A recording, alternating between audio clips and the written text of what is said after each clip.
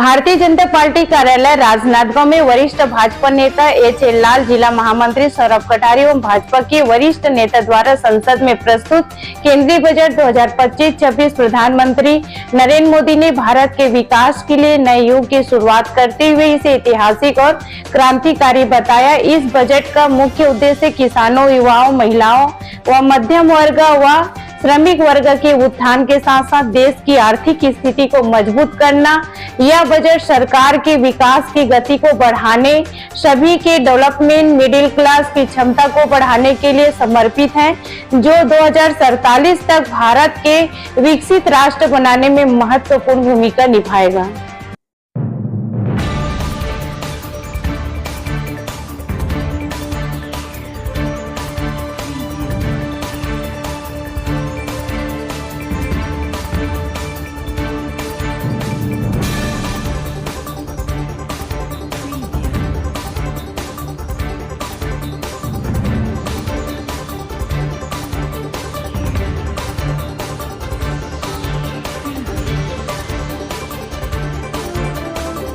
कल ही केंद्रीय बजट प्रस्तुत हुआ। श्रीमती निर्मला सीतारमण द्वारा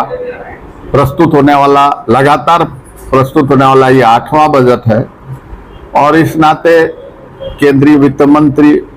सीतारमण जी एक एक्सपीरियंस्ड फाइनेंस मिनिस्टर कही जा सकती है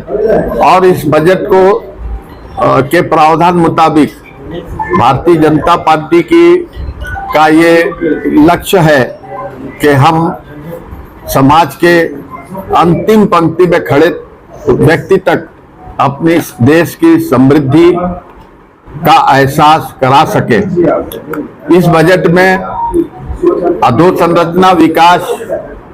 और साथ ही साथ विभिन्न क्षेत्रों में विभिन्न आयामों के अंतर्गत सर्वांगीण विकास, समावेशी विकास किया जा सके, इसको धारण करते हुए ही ये बजट प्रस्तुत हुआ है और 50 लाख करोड़ से की सीमा पार करने वाला ये हिंदुस्तान की सरकार का पहला बजट है जो 25-26 के लिए प्रस्तुत हो रहा है और इस बजट के माध्यम से इस देश में लोगों की क्रय शक्ति बढ़ाने के लिहाज से भी प्रयास हुआ है। पूंजी का प्रवाह बाजार में चलता रहे, नए उद्यमी